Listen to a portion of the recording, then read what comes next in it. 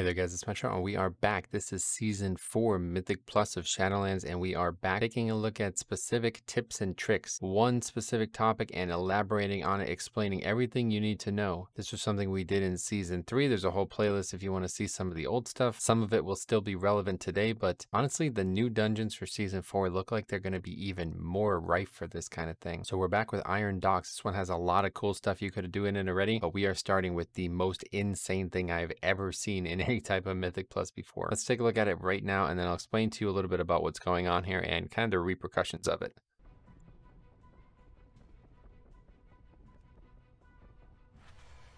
Four, three, two, beware.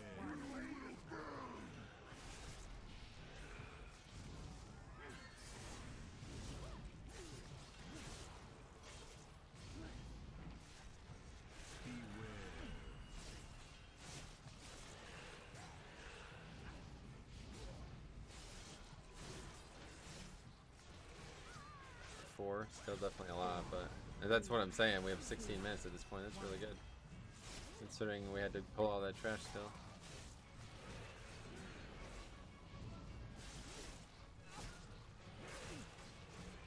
When you hide in the corner, should everyone stack? I think if everyone stacks, then the fire just passes right over you, yeah. Otherwise, if you're ranged, you can still just dodge the fire, but yeah, I don't know. It doesn't seem like it really matters. Super, like the fight just doesn't work. It's really dumb. Not really sure how this happens or how this is still in the game, I guess.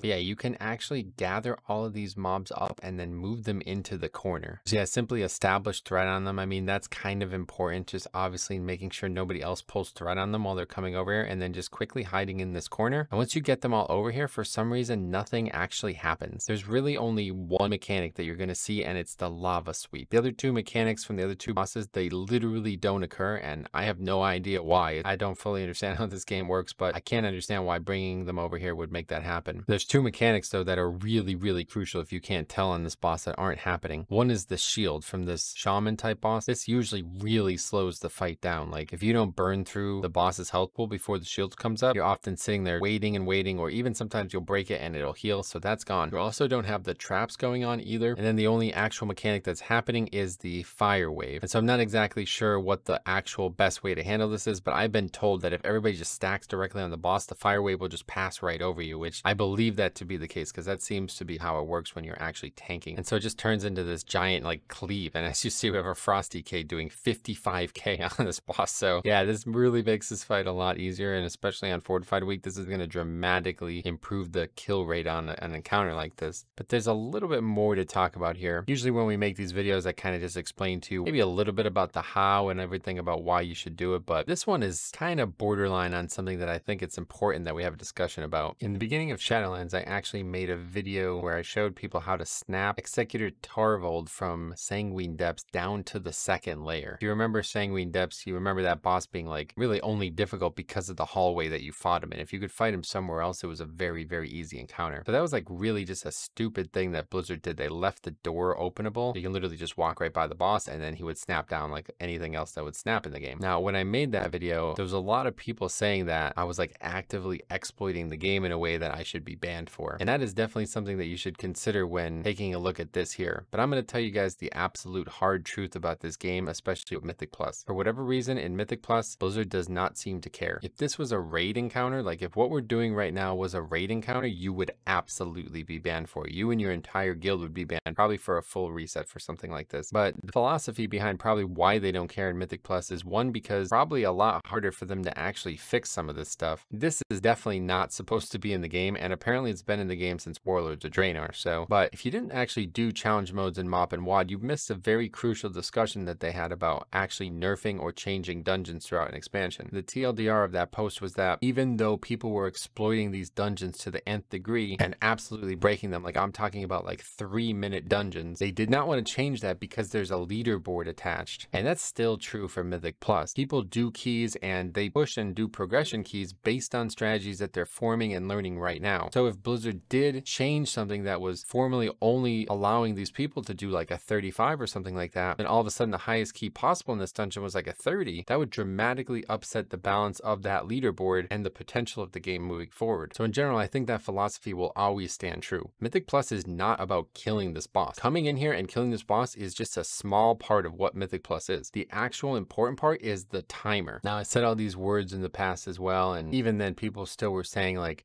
you're just making excuses, this is definitely bannable, you shouldn't do this, you should be banned, blah, blah, blah. Well, I'm gonna actually show you the de facto evidence that this will never be the case, and you might actually be surprised to see what I'm about to show you right now. So you are watching the MDI, I believe it's the grand final, the thing that you earn a lot of money for winning, Blizzard sponsored event in Battle for Azeroth.